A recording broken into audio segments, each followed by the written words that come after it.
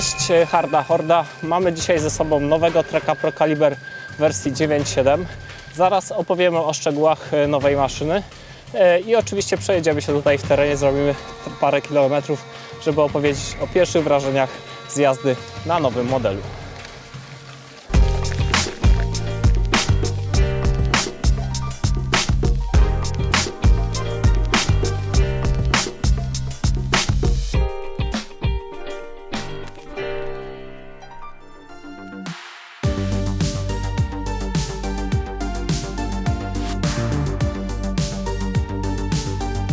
Nawet dla osób bardzo mocno siedzących w tematyce treka, nowy ProCaliber na 2021 niewiele różni się od poprzednich wersji.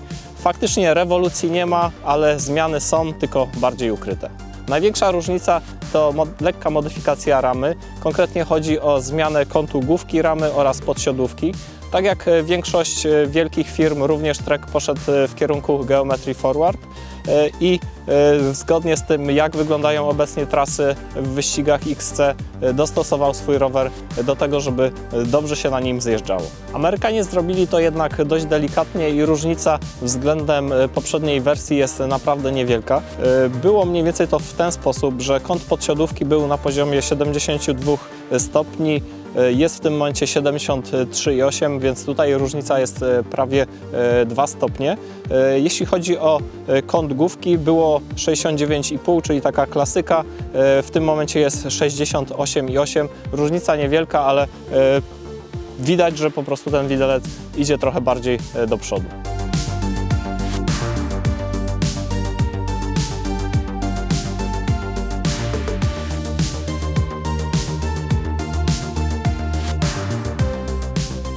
To oczywiście również wpłynęło na długość górnej rury, choć oczywiście również jest to nieznaczna różnica względem poprzedniego modelu.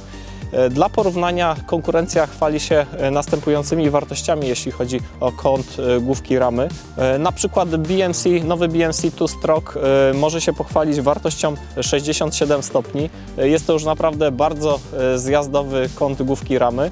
Nowy Spec Epic, którym niedawno jeździliśmy i który tutaj na pewno Wam się zaraz pojawi w podpowiedziach, również chwali się ciekawym kątem główki i na co zwracaliśmy również uwagę podczas jazdy. Jest to 67,5 stopnia, więc również podobnie do nowego hardtaila BMC.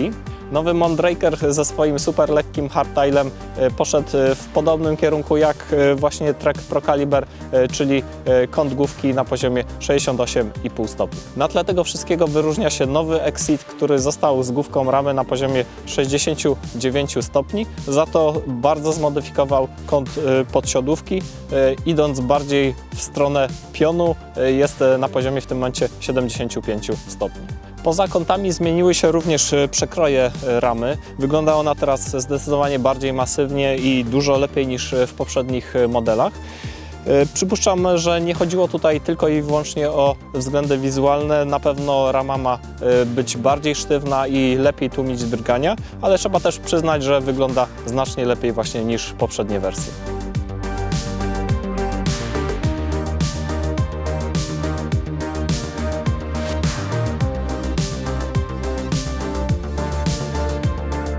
W dalszym ciągu Trek w swoich hardtailach promuje system ISOSpeed, który moim zdaniem jest potrzebny jak dziura w moście.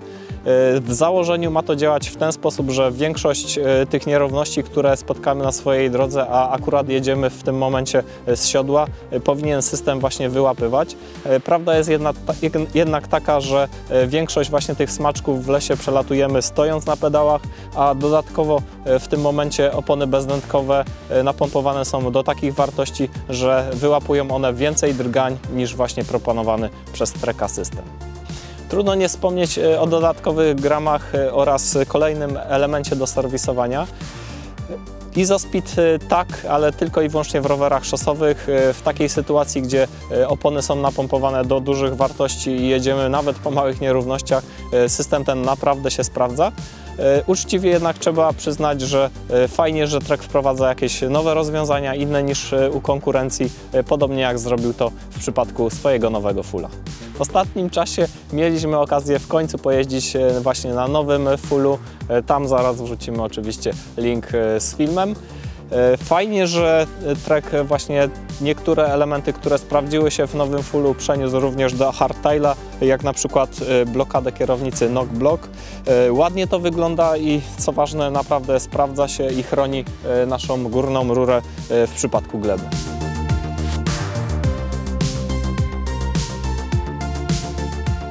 Trochę o wyposażeniu tego modelu. Prezentowany Procaliber 9.7 oparty jest w głównej mierze na nowym SRAM-ie GX. Korba jest aluminiowa. Dodatkowo mamy tutaj hample zwykłe Deorki, Reba i co najważniejsze karbonowe koła 23 mm szerokości wewnętrznej z systemem rakiet, jeśli chodzi o tylną piastę. Również warto wspomnieć, że mamy tutaj podsiodówkę karbonową, co jest bardzo dobrym rozwiązaniem i bardzo wygodne siodło, które przypuszczam dużo waży, ale jeśli podsumujemy cały ten rower, to jest 10,5 kg, więc naprawdę bardzo przyzwoity wynik. Lżejszy o pół kilograma, najwyższy model 9.8 jest oparty na amortyzatorze Fox.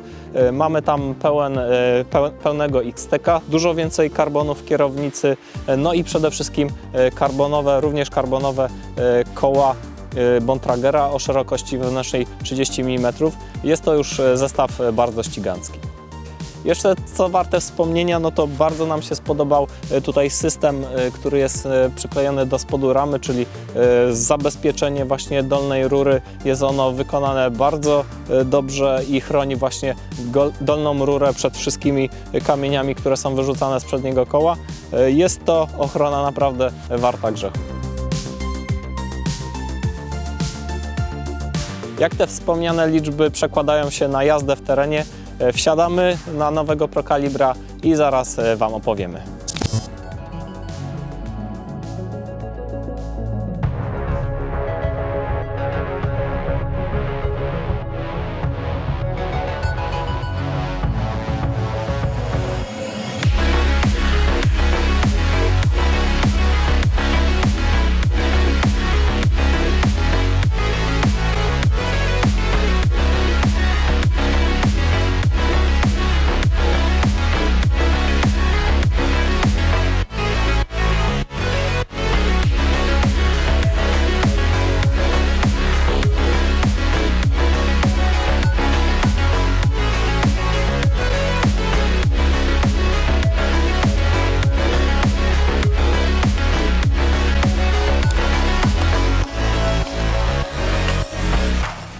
Ok, jesteśmy na miejscu, na mecie.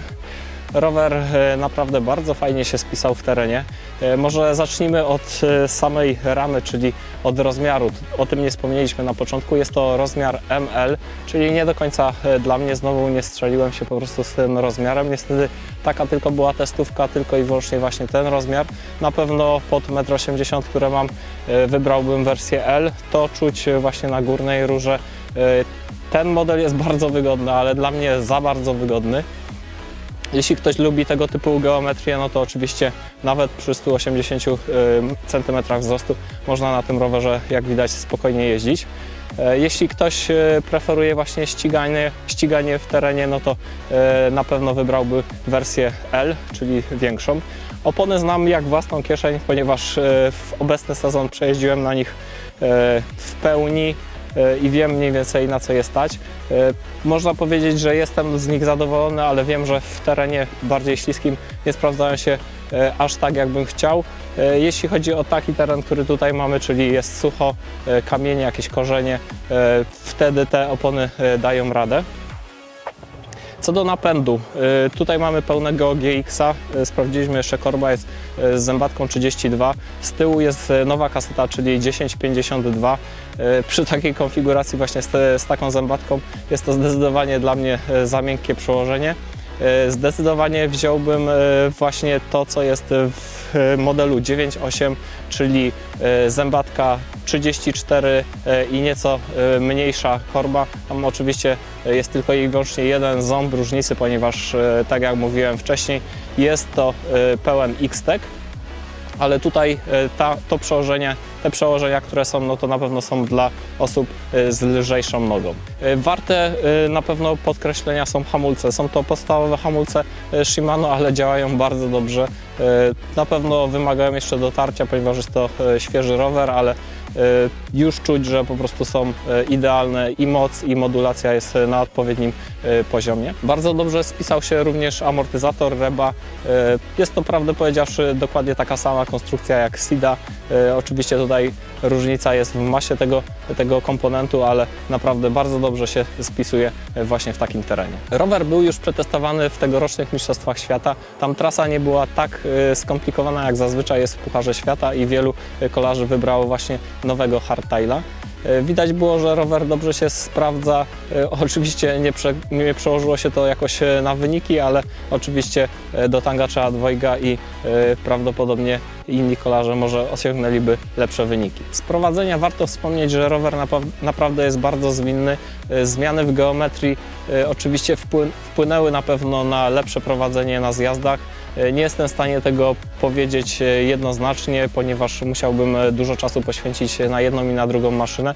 Tutaj mieliśmy niewiele tego czasu, ale widać już wizualnie, że po prostu ten widelec jest dosyć bardziej wychylony względem standardowego hardtaila. Na 100% przekłada się to po prostu na trudny teren, na trudne zjazdy. Podjeżdża się oczywiście bardzo dobrze, dużą rolę odgrywa niska masa tego rowerka. Tak jak wspominałem, jest to 10,5 kg. Opony są już w standardzie bezdętkowe, więc dodatkowo oszczędzamy tutaj kilka gramów. Oczywiście w podjeżdżaniu pomaga bardzo dobry napęd, który jest tutaj założony. Tak jak mówiłem, jest to nowy GX. Nie wiem, czy jest duża różnica między starym a nowym, ale mogę jednoznacznie powiedzieć, że ten naprawdę działa perfekcyjnie. Pełna gama modeli Pro Kaliber jest dostępna w salonie Dobor Sport i tam możecie oczywiście je oglądać i sprawdzić, przymierzyć się po prostu do nowych modeli. Z małą gwiazdką, z tego co się orientuję, nie ma jeszcze najwyższego modelu 9.8. Z tego co rozmawialiśmy właśnie z właścicielem, będzie on jakoś w najbliższych miesiącach dostępny, więc jeśli Was interesuje najwyższy model, no to oczywiście musicie jeszcze trochę uzbroić się w cierpliwość. Wielkie dzięki za oglądnięcie kolejnego naszego filmu. W najbliższym czasie postaramy się oczywiście zaprezentować kolejne rowery. Mamy w planach kilka hardtaili, mamy również rower elektryczny oraz miejski. Oczywiście pamiętajcie, żeby nas subskrybować, jeśli chcecie być na bieżąco z naszymi materiałami. Wielkie dzięki. Oczywiście śledźcie nas na Instagramie, na Facebooku oraz sprawdzajcie naszą stronę www, na której znajdziecie wszystkie nasze materiały. Tymczasem jedziemy dalej w teren i do zobaczenia w kolejnym odcinku.